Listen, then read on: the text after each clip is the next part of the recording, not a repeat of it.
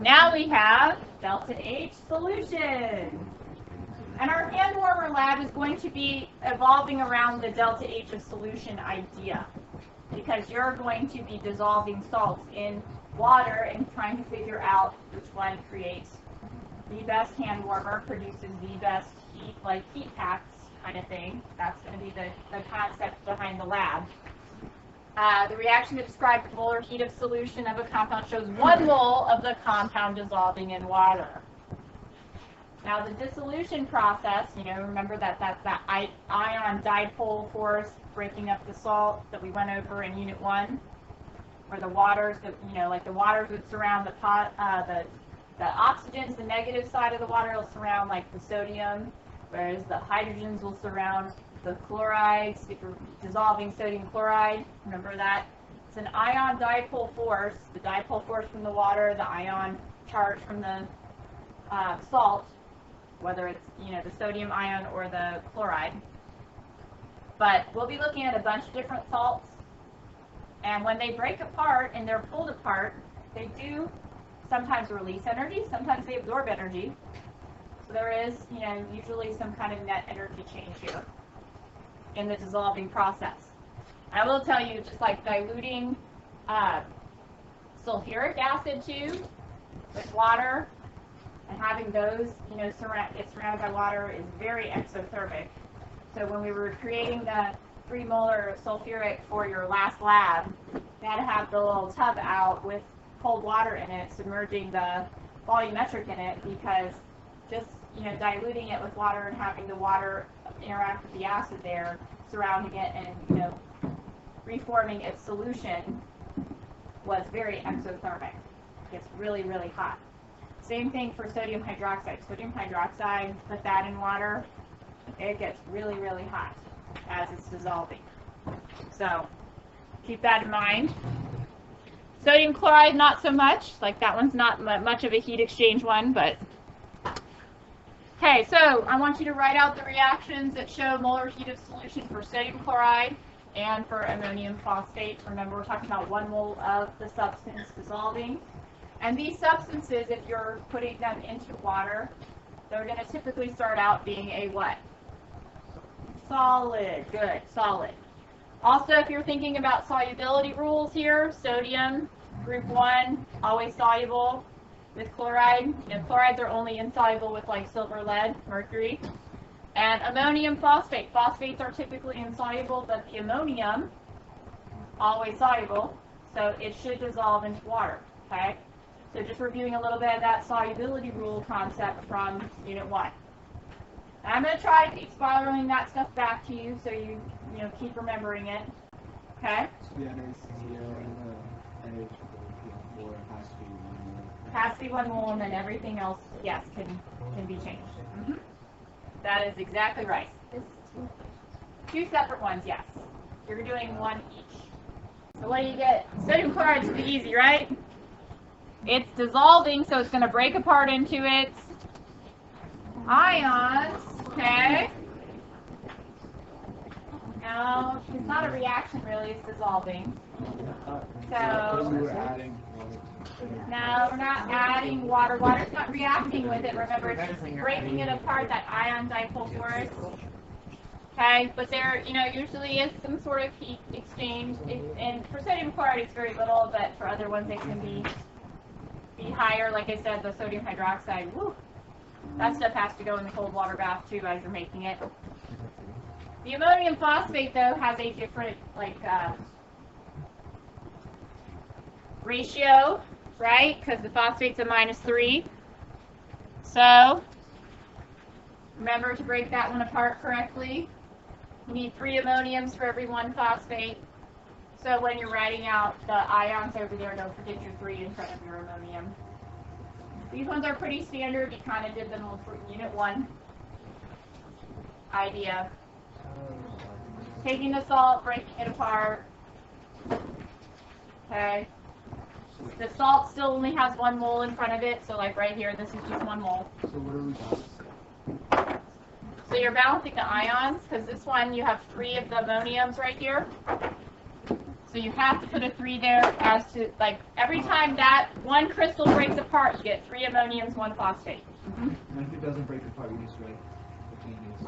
Well, if it didn't break apart, it wouldn't dissolve. But we're going to be using soluble salts in our lab because we don't want stuff that doesn't dissolve. Standard enthalpy, going back to what we were talking about earlier. Well, enthalpy is generally like the heat exchange. But now we're talking about the one for forming a compound from its elements, one forming while you're dissolving, one forming while you're combusting, you know. So basically applying it to lots of different fields. Now, you should have noticed, hopefully you did, we did have a discussion up here about this. When you're looking at your Hess's law problems, you saw those little like circles next to stuff look like this, these little circles. And you saw that they wrote in like 298K next to it. Okay, that this is the conditions and as to what this reaction was undergoing. These are what we call standard conditions. So this idea of, you know, what, 0 degrees Celsius and 1 atmosphere, that's the gas law one. Remember that from last year? 0 degrees Celsius, 1 atmosphere would be considered, you know, the standard conditions here for AP. When you see those little circles, they're really talking about 25 degrees Celsius, which is 298K. So yeah, 273 to that.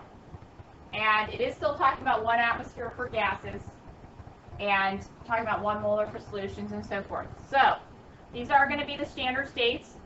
All of the formations and the enthalpy changes and stuff will be found in Appendix C. I just wanted to note this.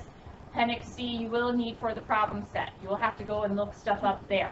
You can use the online textbook or you can just have the hard copy out. But you're going to need to have that open as you're doing this problem set, which will be loaded hopefully by today. But it won't be due for a while, so maybe Thursday next week or so. But there's not going to be that many problems in this one.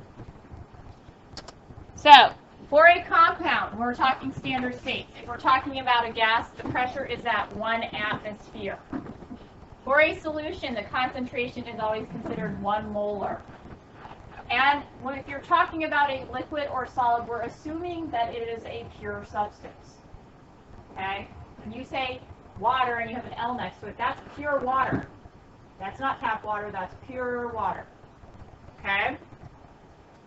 For an element, so like if you're talking about a diatomic like N2, or talking about a monatomic like K, could be either. We're talking about existing at 1 atmosphere and 25 degrees Celsius, which is 298K. So you'll see the 298K pop up a lot in problems. That 298 is really, you know, this plus the 273 to change it to Kelvin. Okay? So that's where you see that number popping up when you're talking about standard conditions. And you'll see, if you looked at your formula sheet, there's like the delta G's with the circles, little degree sign. There's the delta S's with the degree sign. So we'll be using these standard conditions throughout the year. Okay? So definitely get them down and memorized in your head because they don't only apply to enthalpy, they'll apply to entropy, they'll apply to Gibbs free energy, and some of the other concepts we'll be doing later on. That's when we get to Thermo Part 2 in electrochemistry. So when it says 298, these all apply? 298K is the standard, that's like room temperature, so that's what we consider standard state. Standard state, not 0 degrees Celsius, that's a little cold, which would be 273K. Yeah, that's the standard temperature pressure one. But here, we're referring to reactions that are occurring at like normal conditions. Now for the fun equation. This one is on your yellow sheet, by the way. So if you want to circle it, you can, or you can, write it down. The enthalpy change of the reaction can be calculated from the enthalpies of formation of the reactants and products. So these are elements in their standard states, okay? Or the elements, when they're in their standard states, do not get included because, elements in their standard state are considered 0 because they just exist in nature. They haven't been formed. They just exist that way. So when you take elements, put them together, you create something new, like a compound. But like there is no enthalpy for oxygen or hydrogen or phosphorus because it just exists in nature. But if you take some of those and put them together and create a new compound, now you're actually going to have some energy exchange. Now, from math, everybody knows this little like E sign. The sigma, what does that mean? Add all the things. So that's like adding it up or sum up. Okay? Does everybody remember what the N's mean? That means the moles. Yes. So you're going to sum up the moles, which you're going to get from your coefficients, times their enthalpy, plus the moles times their enthalpy for the products. Okay? You're going to subtract the reactants moles times their enthalpies and so forth, and you can calculate the delta H for the overall reaction. Okay? So yes, the little sigma sign, that's sum up, but the N means you're going to be multiplying like every reactant or product by their moles and the coefficient in the balanced reaction. And we're going to do an example where we're going to apply this in just a second, but this one is on the formula sheet. It's under the Thermo part. You want to check it out. Okay, just so you know. Yes, we're about to do exercise 4 and 5 where we're going to use this equation, and we're going to actually put numbers in it, so it'll probably be easier to understand once we're working with numbers. Okay? Good, everybody has the equation down. All right, so for exercise 4, we have elemental sodium right here. We're adding it to water. It's reacting with water. It's going to produce sodium hydroxide and hydrogen gas. So these are our products. These are our reactants. So looking here, elemental sodium, its enthalpy of formation is 0 because it's not being formed. It's already here in existence. Water, though, has to be formed from hydrogen and oxygen, so it does have a number. Sodium hydroxide also has a number because it has to be formed from the sodium, the oxygen, and the hydrogen. And then the hydrogen is elemental form, so it already is in existence, so it doesn't have a value. That's why it's 0. Okay? So basically, if I'm doing this, I'm going to start with my products.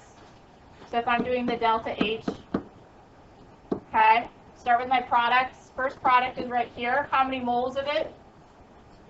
So I'm going to put a bracket here, 2 times my negative 470 plus my other product, right, which is 0. You can leave it out or you can put it in, but, mentally the first couple times you might put the 0 in just to remember that it's there. So those are my products. Now I'm going to subtract out the reactants. So sodium, you would, if you were following the equation, you would do 2 times 0.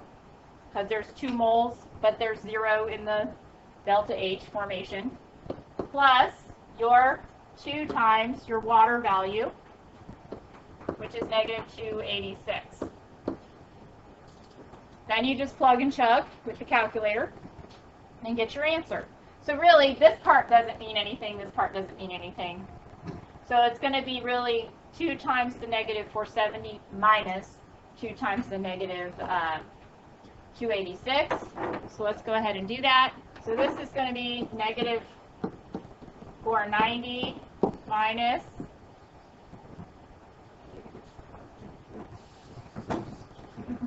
a negative 572. Is that what you got?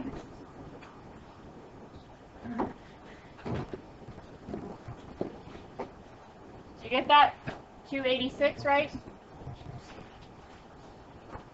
So we have a double negative. What do we do? Plus, plus. So we end up with, and these are all in kilojoules per mole. So the moles end up canceling because this would be like the moles times the kilojoules per mole. You see that? So those actually like cancel out. So you do end up with just kilojoules. So it's 2 moles times the 470 kilojoules per mole. And we're given Yes, you would be given this data, this table. Yeah, or you would look it up in Appendix C for your problem set, right? Everybody knows that. That's where you're going to go to Appendix C to get this kind of information. Okay? All right, now let's try the next one. Here, we're using the same equation, but instead, because they could give you this arrangement, here, instead, what if they gave you the delta H for the reaction? They gave you all of the parts except for one. We're missing the one, the reactants there. So really, it's kind of like working backwards to figure out the reactant. So I would set this up a little differently. I mean, I would just plug it in, so my delta H, now this is going to be, remember, starting with our product, 2 times by negative 470. Remember, this is moles, this is kilojoules per mole, so those moles cancel. We don't really need to add in the 0 because, you know, I'm sorry, this is a minus, but because the hydrogen is a 0. And then here, we don't really need to include the sodium because it's a 0, but we would include the 2 times X for the water, right? We don't know the water. Now we just have to solve for X.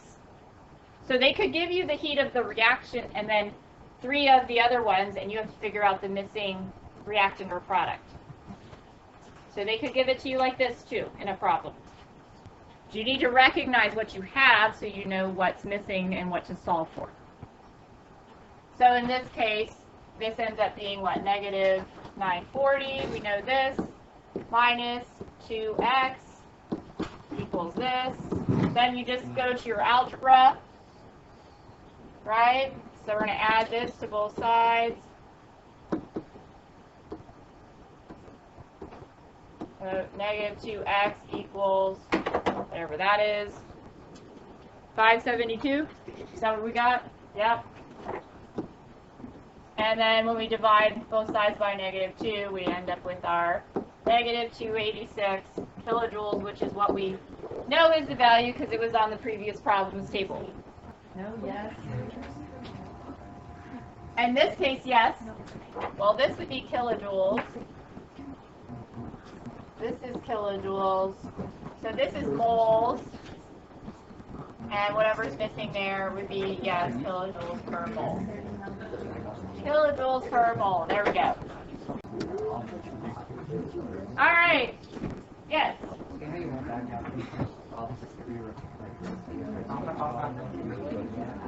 I'm sorry, what? You went back and look at units for all those numbers? No, I just was, because she just reminded me that for that particular one, the way that it would have worked out, it should have been kilojoules per mole.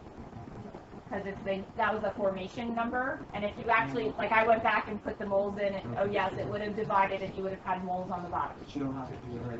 You don't have to write the... You don't have to know in the work. You don't have to write all the units in the work. No. But the delta H of the reaction should be just kilojoules. The formations also be per mole because remember the formations are always out of 1 mole of the substance. Now, just reviewing real quick what has to happen for a chemical reaction to occur. Reactants must collide, no collision. There's absolutely no chance of a bond breaking or a bond forming. Must collide with the correct orientation. So if it doesn't have the right spot, you're not going to have a bond breaking or a bond forming. And it must collide with enough energy, that activation energy, to get the bond to break and get some reforming and rearranging going on. Now, due to time, we're not going to be able to finish the how to get a date for the dance video. However, it is a TED Ed video. You're welcome to go to the link and watch it. It's about 5 minutes long. It's really cute. And we'll probably revisit it when we get to kinetics anyways. So it's not too important. The 5 ways to speed up the chemical reaction, basically 2 of them have to do with changing concentration. 1 of them has to do with changing temperature. 1 of them has to do with adding the catalyst. And the last one is about surface area of the particles. If they're smaller surface area, there's more chance of collisions. So you can go back and check that out. It's in the PowerPoint, or you can just Google TED Ed video how to get a date for the dance reactions, and you'll be able to see that. So when the atoms in the reactants rearrange, what else has to happen? Well, the bonds of the reactants must break, and we must have bonds of the products forming. So you got this, you know, opposite thing going on. The reactants have to break, and then the products, the new bonds, have to form. Breaking bonds always requires energy. So that when you break bonds, that part's always going to be endothermic. When energy is released when bonds are forming, so the formation part of the bonds are always going to be exothermic. This goes with, you know, all kind of forces too. It's not just, you know, covalent ionic bonds. We're talking intermolecular forces. We break those forces in order to phase change from a solid to a liquid to a gas. To break those intermolecular forces to get it to spread out, get the particles further apart.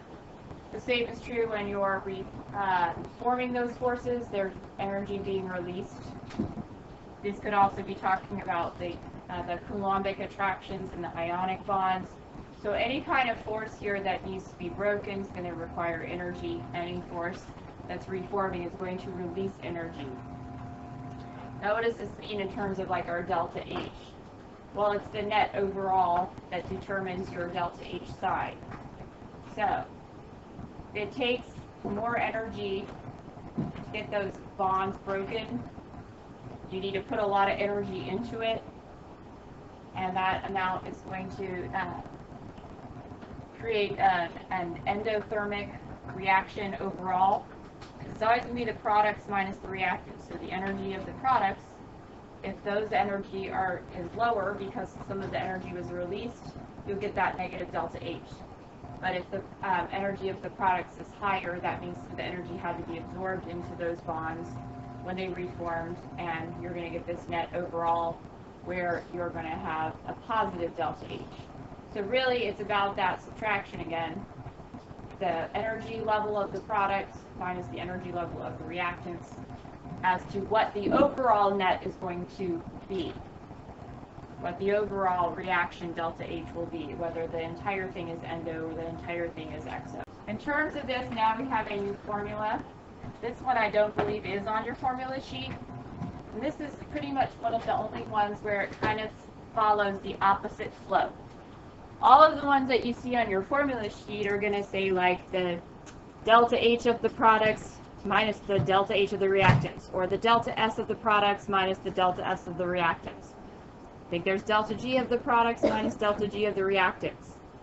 This is the one where you're really looking at the bond energy of the reactants is coming first here, and the bond energy of the products is second. It's this is the one where it's flipped. So you're going to be subtracting the product's bond energy from the reactants. And you'll recognize and remember that this one is going to be the opposite because this is the one where you have to take into consideration the number of bonds. People, in order to figure out, have to draw some kind of like modified Lewis dot structure to get the idea of how many bonds are in each particular molecule in the reaction. So when you have to draw it, start counting the bonds, you know to do the reverse here. Bonds of the energies of the reactants minus the bond energies of the products. Still using that sum up, and you're still going to multiply the bond energies, you know, by the numerical value of them because this is still extensive. You know, heat is still extensive. You have more of them, you'll have more energy, and it has to be multiplied by that multiplying factor.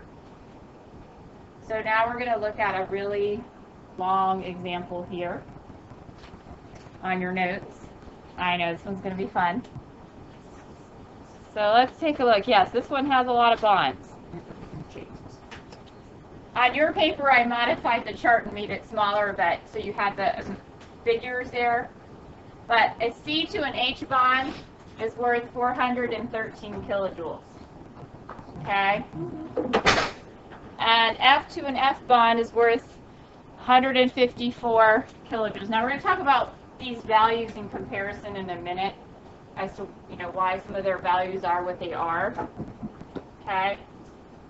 And the stronger bonds are going to be the ones that have a higher number because they have more bond energy in them. So they're going to be harder to break. And it's based off of their, like the polarity of the covalent bond. It's based on the size of the atoms. It's based on the electron repulsion. There's lots of things that go into whether or not the bond is easy to break.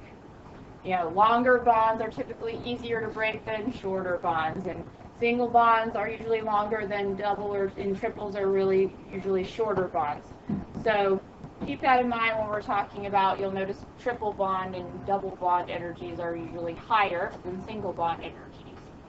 So there's a lot of stuff that goes into the why the energy number is what it is. Okay? Well, let's start looking at how to calculate the delta H from this data here. So this looks more like yours here. Okay? So to begin here, I can look at CH4 and know that's methane, and I can tell that there are 4 CH bonds in there just by looking at the formula. But I've been doing this a while. If you cannot tell that by looking at it, you should draw it out. Like I said before, if you can't visually see that there's going to be this many bonds in it, try to draw a skeleton model of the bonding like you would for a Lewis dot structure. You don't have to put the lone pairs around the edges or anything. But methane would have 4. So you have 4 CH bonds. We have 2 of the chlorines though, so we have 2 Cl to Cl bonds here.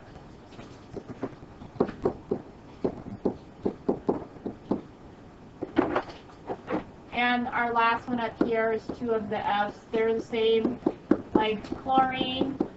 They are halogen diatomics. Halogen diatomics are always single bonded ones. Remember, nitrogen has a double. No, nitrogen has a triple. When it's diatomic, the nitrogen bond's a triple, the oxygen's a double. Double and triple bonds usually have higher bond energies because they're shorter and they're stronger. So keep that in mind too. So you'll see if you have data chart where it's a double or a triple bond, that value, this value over here should be a lot larger because double and triple bonds are usually considered stronger than single bonds. Single bonds are usually easier to break, and they're usually longer too. Doubles and triples are usually shorter bonds. A couple information about that. The size of the bonds do matter. Okay, so then here we're going to put our big subtraction in here. This is our bracket. These are the reactants, remember. So we'll put in our bracket here for our products, which I'm kind of going to slant up, I think, to make it work better. But here you have to recognize that C would be in the middle. You're going to have 2 Fs, 2 Cls attached to the C. So you're going to get 2 C to Cl bonds plus 2 of the C to F bonds. Then you can move on to your next product, HF, but there are 2 of them. So we're going to have 2 of the H to F bonds here. And last but not least, our HCl's. There are 2 of them as well. So we would put in 2 of our H to Cl bonds here. And finish off that bracket. Once you have that idea of the number of bonds at each type, you can plug in the numbers. These are the products, remember? And we can go ahead and do the subtraction. So this one is going to be 4 times 413. ClCl, 2 times 239. F to F is 154, so 2 times 154. That is all our reactants, products. 2 times our C to Cl, that's 339. C to F, 485. Our HF, ooh, those ones are pretty strong, 565. The larger value, of course, indicates a stronger bond here. And last but not least, our HCCLs, 2 of them at 427 each, finishing out that bracket. Now it's a matter of just calculating, using your calculator. Being careful how you punch too, because it's easy to get off track. Now, any kind of problem that I would give you in a test isn't going to have 3 reactants and 3 products like this. This one's extremely long. Probably more like 2 and 2, but at least you have the concept down. This one is extremely large because we have 3 reactants and 3 products here. So when you add it all up, do the subtraction, what did you end up getting? Anyone? That is correct. Check your answer. And this is kilojoules. Remember, these are in kilojoules per mole. Each of the formations or each of the bond energies, they're always going to be per mole. But when you plug and chug in here, this is like the 2 moles times the kilojoules per mole. So the moles end up canceling in the, and because it's such a long problem, I'm not going to write in every single unit next to every single thing and cancel it. But that's the gist of it. That's why the answer, the delta H itself, comes out to be delta H of the overall reactions are always just going to be in kilojoules. The formations or the bond energies, they will be in kilojoules per mole. Keep that in mind. Yes. Negative 1194. This also tells us what type of reaction is the overall here. Exothermic. Good. Now, explaining differences in bond energies. Just this is kind of spiraling back to some of the other concepts from last year. Looking at their actual values, like I said earlier, a single bond is usually longer and weaker than, say, a double or a triple in terms of a covalent. Now, we're talking covalent bonds up here. These are all nonmetal nonmetals. Because ionic bonds, their bond energies are a lot higher than on this scale. And we'll talk about, their bond energies later on in Unit 7. However, if we're looking here, Y is like F to F 154, and H to F is 565. We're going to try to compare and come up with some ideas conceptually as to why some of these values might be what they are. So our first comparison, what does it say on your sheet that we're going to look at? CH and CF. There we have them. So let's look at our CF and our CH. 413 for CH and 485 for CF. So the CF one is larger. Anybody come up with any ideas as to why? Let's think about this. Obviously, the major difference here is the H versus the F, but what kind of qualities does the F have? What kind of qualities would the H have? How would that play a role in terms of bond energy? Think about the type of bond. I would look at the type of bond here. C to H, what type of bond are you going to get there, typically? Well, remember our gradient of bonds. We had 0 to 0.4 with the electronegativity differences. Those were considered non-polar. 0.5 to 1.6 or 1.7, depending on the scale you're using, is considered to be in the polar range. Of course, 1.6 is way more polar than something that would be 0.5. And then 1.7 or 1.8, I don't know, depending on which scale you look at, you start to be, in the ionic range. So that's kind of also your strengths there. Non-polar versus polar versus ionic. When I talk about the strengths there. So out of that, what would you see here? Who is highly electronegative and is going to create a very large dipole and polar bond? Fluorine. Fluorine is the most electronegative element on the table based off of periodic trends. We'll be reviewing this stuff later on as well, but because fluorine has that higher electronegativity, it's going to be pulling away from the carbon, and it's going to create more of a polar bond, which is going to be stronger and take more energy to break and have a higher bond energy. The hydrogen's super small too, it's tiny, 1 proton, 1 electron, not a whole lot there. Doesn't have that as much pull, it's more of a non-polar bond there. The bond energy still is pretty stable. It's not a huge difference, but because that fluorine's creating a more polar bond, you do have a little bit of an increase in its bond energy. Now this one's always the fun one, looking at the FF and the CL one, because I just said fluorine's the most electronegative element on the table. It creates these polar bonds. You would think super strong, right? Look at that bond energy for FF. It's the lowest one up there, right? Smallest number, 154. Why would that possibly be? Why would CL, which doesn't have as high of electronegativity, now it's pretty high too. Oxygen, no, it goes, fluorine is 4.0, oxygen is 3.5, nitrogen and chlorine are both 3.0s in terms of electronegativity. So chlorine still has a good amount of electronegativity. But FF and CL, remember they're the same atom, so they're going to create nonpolar electronegativity differences. Their electronegativity difference would be 0, so they're in that nonpolar range. What is the major difference between fluorine and chlorine in terms of their structure? What's a notable difference between fluorine and chlorine? Looking at the table, looking at the trend, what would we say? Cl is bigger.